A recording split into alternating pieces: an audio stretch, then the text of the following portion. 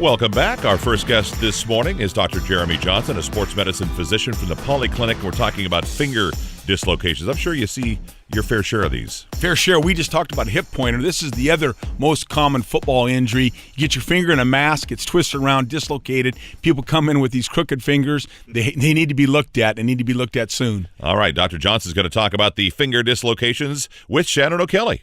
Dr. Johnson, welcome. How you doing? Good. I'm doing great. Great to see you today. Hey, for our listeners, you're a family physician with an emphasis in sports medicine. That's what your practice is really treating athletes. Tell us about your practice, your education, and your interest in sports medicine. Absolutely. I started loving sports from when I was a kid, and that passion really came through in terms of what I came out into career, and I love taking care of people.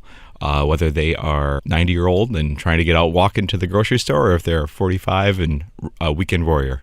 Along with your practice of sports medicine, you are also involved with the high school as a sports medicine physician. Tell us about that high school activity. Absolutely. So I mainly cover for Interlake High School for their football activities. I'm there mostly on Friday at the games, but if they ever need me for doing any sort of prep before the games, I'm there too. Yeah, I also cover, and I'm on the field on Friday nights and absolutely love it. It's great activity. But, there are certain situations I know over the years, particularly sometimes in football and other activities, kids get their fingers caught in the face mask or they get them smashed, and it's always a big concern. How do you diagnose it, whether it's a fracture, dislocation, ligament tear, et cetera, et cetera? So let's talk about finger dislocations, fractures, ruling out that fracture versus just maybe a sprain. Right. So obviously, you're right. The hand gets caught up, whether being hit by a ball or being hit on a helmet all the time.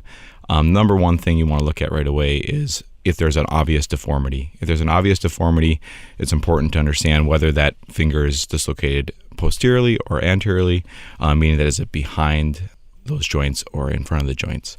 And really, that's pretty obvious right away.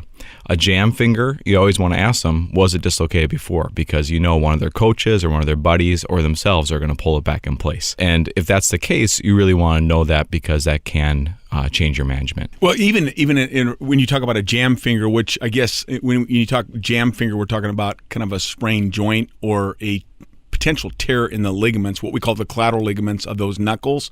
And in young athletes, that could be a problem because sometimes an avulsion occurs. Tell us about that avulsion in that finger, which needs to be addressed fairly soon. Right. So particularly when you're talking about avulsion, you're usually talking about a tendon. And those tendon injuries, if that is the case, can lead to long-term deformity, can lead to long-term dysfunction. And, particularly, I think with the dislocation, you're worried about the avulsion of what's called the volar plate or the front of it. If that is injured, that needs to be taken care of right away. It needs to be seen if there's any x-rays to see if there's any sort of fracture involved. If that's the case, then they need to be splinted or they possibly may be able to see surgery. Yeah, so tell our listeners, when you use the word avulsion, mechanically and anatomically, what's going on there? Sure. So an avulsion is when either a tendon or a ligament is pulling away part of the bone of the joint. And if part of the bone is pulled away, that actually is a fracture. And that needs to be treated as such. Many avulsions, if they don't involve a lot of the joint, can be just splinted.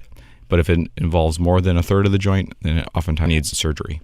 And what are some classical signs? How would you know this needs to be looked at, or x-rays, or further studies need to be done? Because maybe potentially there's an avulsion there. So oftentimes it's all about the exam. So if there's an obvious dislocation, that is something that needs to be x-rayed to rule out fracture. If there is any sort of tenderness, particularly on the front of the joint or on the side of either of the joints, that is something that would be concerning for an avulsion. Dr. Johnson, we were talking about potential fractures, dislocations of the finger. In addition to fractures, you need to be concerned about ligament tears or sprains, and there's a couple different situations or scenarios that you are involved with or see. Talk about that. So a jam finger is probably the most common injury that you see. Oftentimes that does involve what's called the PIP joint, which is the joint just above where your palm meets your fingers. A dislocation at that joint, if you do see that right away, you want to reduce it if you can as soon as possible, because it becomes more difficult to reduce after the swelling set in and the pain set in. Typically, that dislocation goes back in easy, but that player cannot return to play. They need to stay out until they've really been ruled out for a fracture, which could be a more serious injury causing more long-term dysfunction.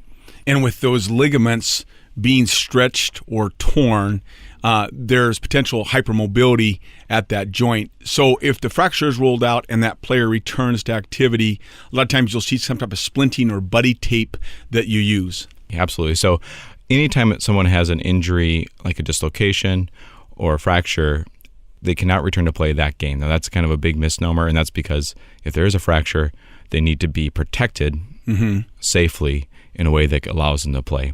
Typically, that splinting, if it's just a dislocation, it lasts 2 weeks. If it is a fracture, for instance, on the thumb, that may involve 8 weeks of casting. Right. So there's a large differential, and that's why any one injury shouldn't just be thought of as something you can just let go.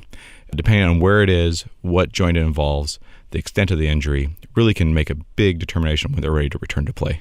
Yeah, you mentioned the thumb, and I think it's important to also differentiate between a finger and a thumb. The thumb is a totally different appendage, and it's super important in functional activities.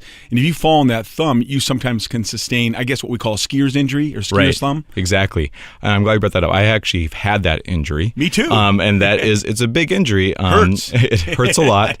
And typically what happens is it seems like a benign injury where we're falling out into a thumb, but then over the next week or so, you're having pain with any time you grip a piece of paper, try to turn a jar handle, and oftentimes it can lead to long-term dysfunction.